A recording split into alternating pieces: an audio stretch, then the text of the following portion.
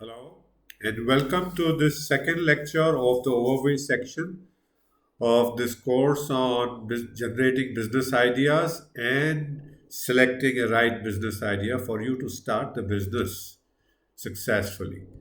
As you know, I am Arun Singhal, your management coach and mentor with 40 years of experience in people development.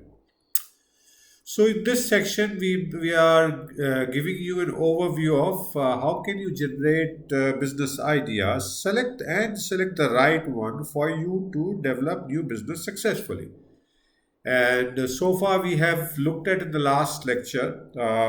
We have reviewed the current business idea generation and selection process that most of us use. And in this lecture, we're going to look at, understand the reason for working on right business idea for you, right? While it may sound like a trivial thing, but you will see that it is more than just trivial. So, why should you work on a right business idea? Any thoughts? What do you think? Right. So, if you pick any idea, let me ask you this question is an answer to that question itself. If you pick any idea to work to build a successful business, what is your success probability? Any thoughts? 50%, 60%, 10%, 1%, 2%, 90%? Any thoughts on that? What if I told you that it is only about 2%?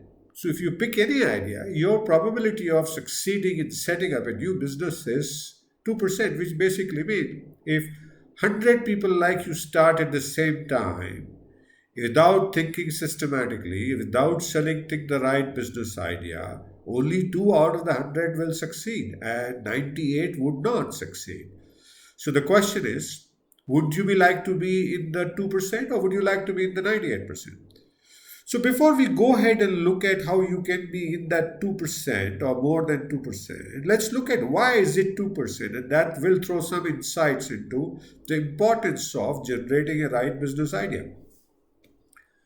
So it takes a lot to build a successful business, including the product, including the idea, as you see on your screen now.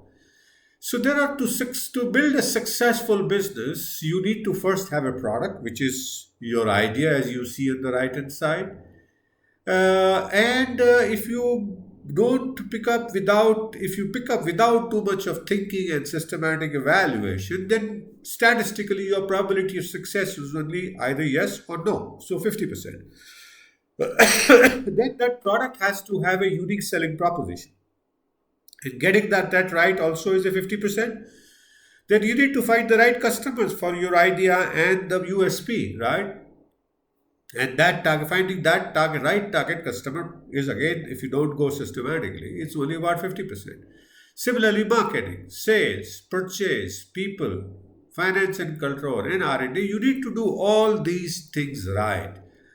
And unless you do each of these right, your probability of success is only 50% and zero point 0.5 raised to 9. You need to be successful, you need to be right in every one. So your joint probability of success is zero point 0.5 multiplied 9 times, and that works out to be 2%.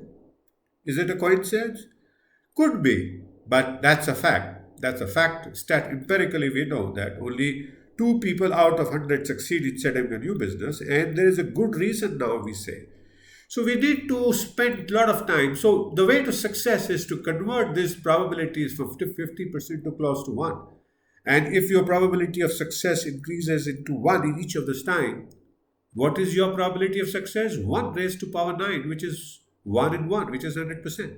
So for you to be among those 2% or to be successful, you do make sure that each of these things that you do right, you need to select the right idea that includes product and USP. You need to find the right customers for that. You need to do the marketing right way. You need to do the sales the right way, manufacturing, having the right people, right financing, and developing new products continuously. You need to do the right manner. And so it takes a lot to build successful business. And product is the starting point, right? So, a successful business, as we saw, requires you to have an idea that has an attractive market for you. in terms of its size. It should be large enough for you to make a living forever in your life. It should be growing. You can't have a business that you start well and then doesn't grow or starts declining. And it must be profitable, because you are developing business to make money in very positive sense, right? And in that attractive market, to be successful, you must have resources, capabilities to do better than what the user of that service or idea is using today. And you must be better than current competitors. And that's a lot, as you see, right? So, isn't it good to have, isn't it then necessary for us to systematically evaluate the new business ideas and select the most right one, right?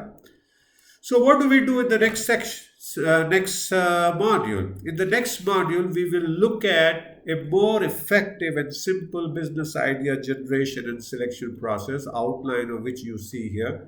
But I'm not going to spend time here. We will take a look at completely in the next lecture. So, thank you so much for watching this lecture, in which we talked about why do you need to spend time in finding the right business idea to build your business successfully, to make a good living actually in life, right? So thank you so much again, and I look forward to seeing you again in the next lecture.